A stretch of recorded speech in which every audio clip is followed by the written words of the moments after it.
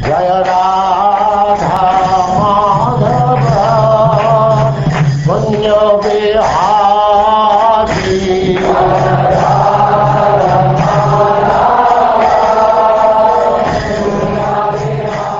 And now chapter 49, Akrura's mission in Hastinapur.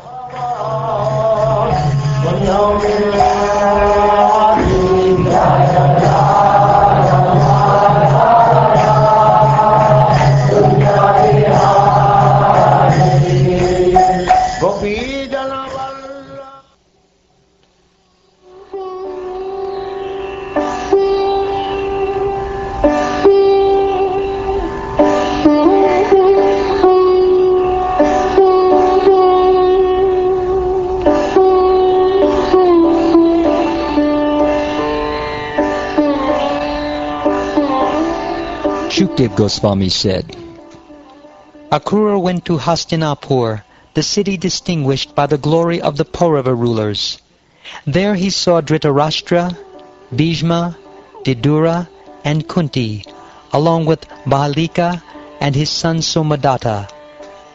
He also saw Dronacharya, Kripacharya, Karna, Duryodhana, Ashvatthama, the Pandavas, and other close friends. After Akrura, the son of Gandhini, had appropriately greeted all his relatives and friends, they asked him for news of their family members, and he in turn asked about their welfare. He remained in Hastinapur for several months to scrutinize the conduct of the weak-willed king, who had bad sons and who was inclined to give in to the whims of mischievous advisers. Kunti and Vidura described to Akrura in detail the evil intentions of Dhritarashtra's sons, who could not tolerate the great qualities of Kunti's sons, such as their powerful influence, military skill, physical strength, bravery, and humility, or the intense affection the citizens had for them. Kunti and Vidura also told Akrura about how the sons of Dhritarashtra had tried to poison the Pandavas and carry out other such plots. Kunti Devi, taking advantage of her brother Akrura's visit, approached him confidentially. While remembering her birthplace, she spoke with tears in her eyes, saying, "O gentle one, do my parents, brothers, sisters, nephews, family women, and girlhood friends still remember us? Does my nephew Krishna, the Supreme Personality and the compassionate shelter of his devotees, still remember his aunt's sons? And does lotus-eyed Ram remember them also? Now that I am suffering in the midst of my enemies like a doe in the midst of wolves, will Krishna come to console me and my fatherless sons with his words?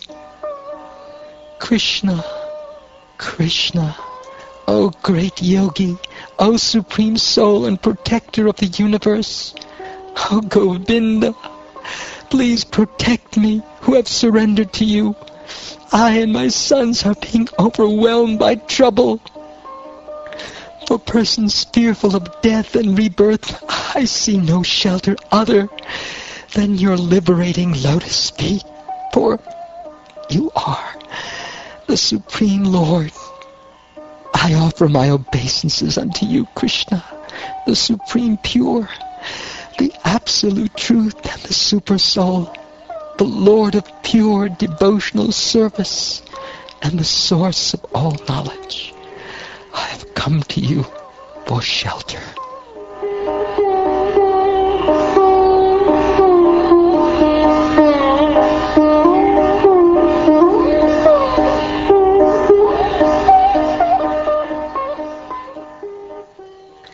Thus, meditating on her family members and also on Krishna, the Lord of the universe, your great-grandmother Kunti Devi began to cry out in grief, O king.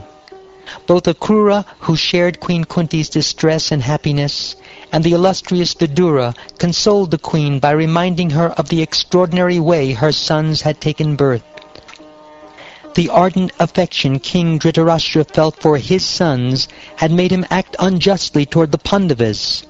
Just before leaving, Akrura approached the king, who was seated among his friends and supporters, and related to him the message that his relatives, Lord Krishna and Lord Balaram, had sent out of friendship. Akrura said, "O my dear son of Vichitravirya, O enhancer of the Kuru's glory, your brother Pandu having passed away, you have now assumed the royal throne. By religiously protecting the earth, delighting your subjects with your noble character, and treating all your relatives equally, you will surely achieve success and glory. If you act otherwise, however, people will condemn you in this world, and in the next life you will enter the darkness of hell. Remain equally disposed, therefore, toward Pandu's sons and your own. In this world, no one has any permanent relationship with anyone else, O king. We cannot stay forever even with our own body, what to speak of our wife, children, and the rest. Every creature is born alone and dies alone, and alone one experiences the just rewards of his good and evil deeds. In the guise of dear dependence, strangers steal the sinfully acquired wealth of a foolish man, just as the offspring of a fish drink up the water that sustains the fish.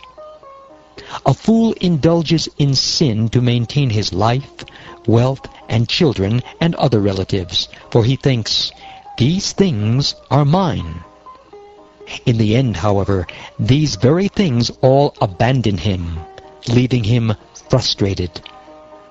Abandoned by his so-called dependents, ignorant of the actual goal of life, indifferent to his real duty, and having failed to fulfill his purposes, the foolish soul enters the blindness of hell, taking his sinful reactions with him.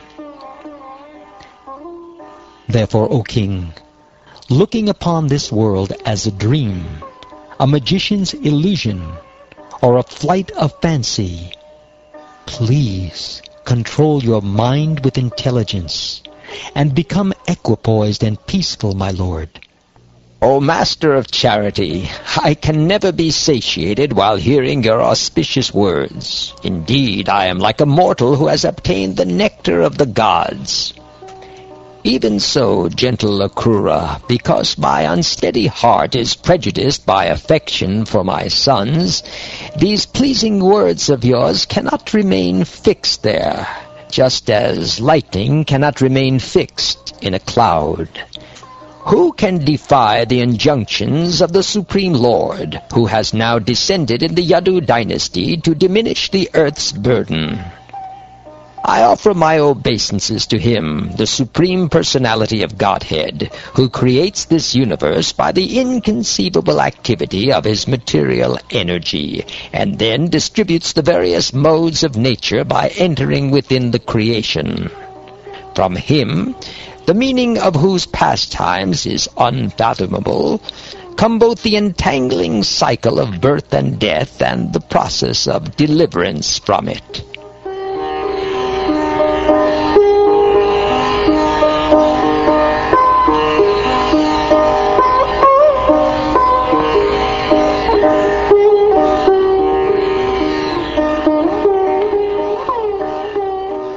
Having thus apprised himself of the king's attitude, Akrura, the descendant of Yadu, took permission from his well-wishing relatives and friends and returned to the capital of the Yadavas.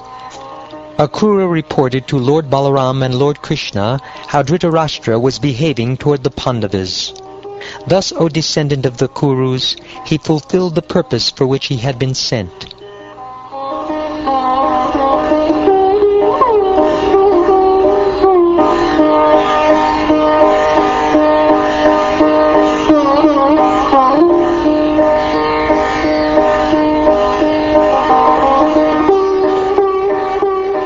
Thus ends the 49th chapter of the 10th canto of the Srimad Bhagavatam, entitled Akrura's Mission in Hastinapur.